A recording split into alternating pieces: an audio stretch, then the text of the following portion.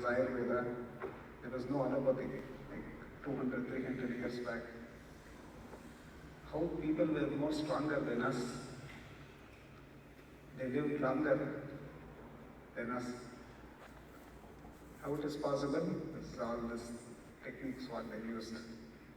Especially in India, if you see, still now we have old people who are more than 100 years. If you go to village, they are so active. It's not that they did yoga, they were. But if you see older days, people were more active, more peaceful. This is all because of one kind of yoga. So going back to my grandfather, he started when he was 12 years. He started, his first yoga practice was when he was 12 years old. He saw Krishnamacharya in his town. It's called, he lived in Kaushika, a small village. So he used to go to school, which is a small town near 5 kilometers. He used to walk every day to his school. That is where he found Krishnamacharya was giving a demonstration and a lecture. So he was very impressed by this yoga practice. He showed a few asanas. So my grandfather was straight away got into, I need to learn this, came into his mind. And then next day, early morning, he went 6 o'clock and met Krishnamacharya. He said, can I become your student, disciple? Krishnamacharya asked several questions. Who are you? Where are you from? Who is your father? You don't know where to inhale, where to exhale. Nowadays you can just, there was no application. Like, this is the class. Now we can send application to Mysore. So now you are accepted that you can come to the Sharath. Before he interviewed, Krishnamacharya interviewed Guruji.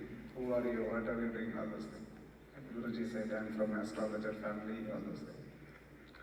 Then he said, okay, come from tomorrow. So Krishnamacharya stayed there for 2 years. And my grandfather learned for 2 years.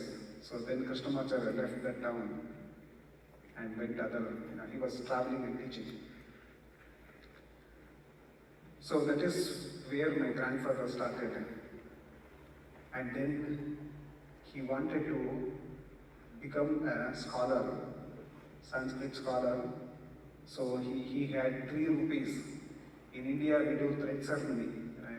Someone is wearing a thread across their shoulder. That means it's a thread ceremony, which is a ceremony.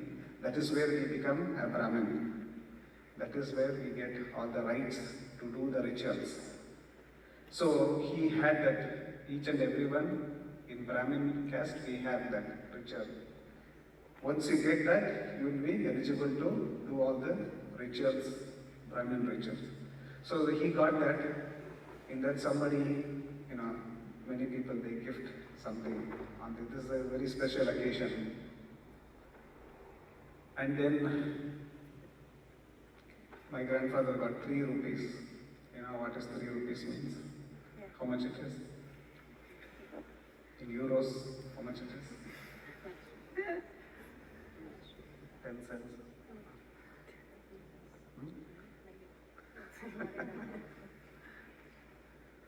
So it's not even €25.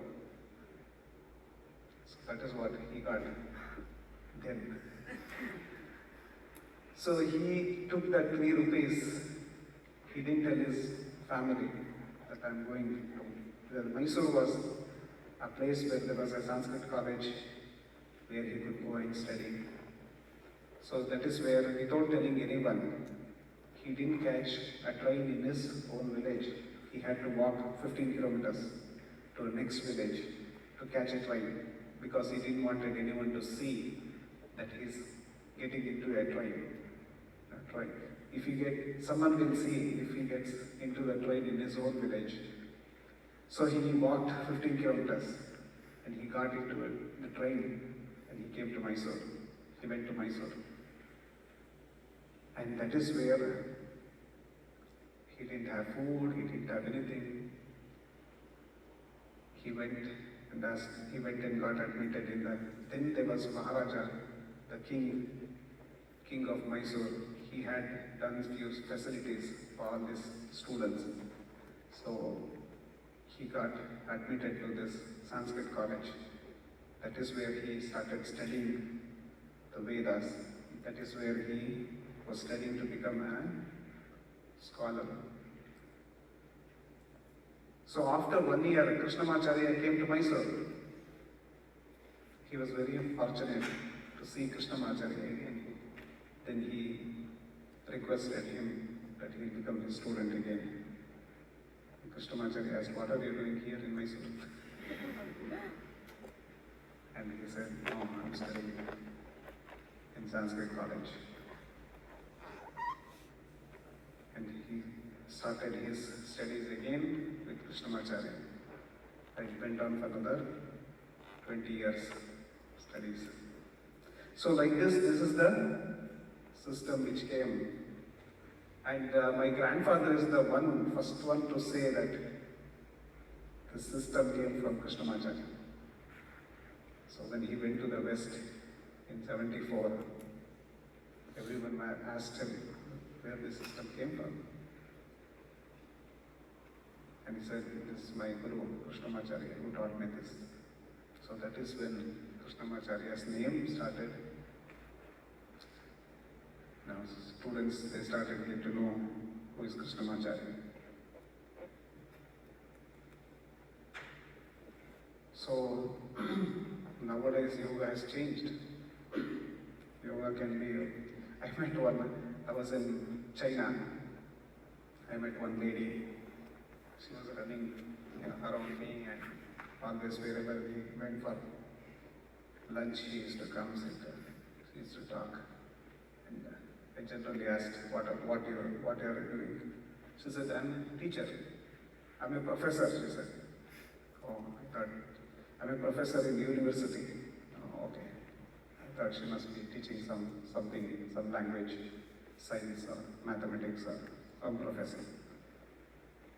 And it was very curious. I was very curious as I asked her, "Okay, what are you teaching?" She said, "I'm teaching yoga." Oh, okay. 25 years I've been studying. I never considered myself a professor. and then the conversation went further, and I asked, "Who's your teacher? Where did you learn to become a professor?" "Oh, I don't have a teacher. I just learned by books, videos, YouTube." Yeah, okay. See, yoga has gone like this now. Someone puts a yoga posture in YouTube, how to do this. Someone will see and try to do that posture at home, and they consider themselves as a teacher, as a professor. If your body is bendy, that's enough. You are qualified to become a professor. You can go to any university, show them this posture, and make you as a professor. Yoga is not about that. Yoga is all experience.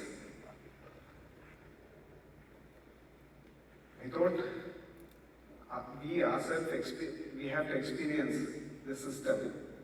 Then only, for doing it for many years, then only we'll be able to teach to others. So this system has come from many, many generations. So I'm just telling you how difficult it was in the olden days to learn devotion, dedication, determination.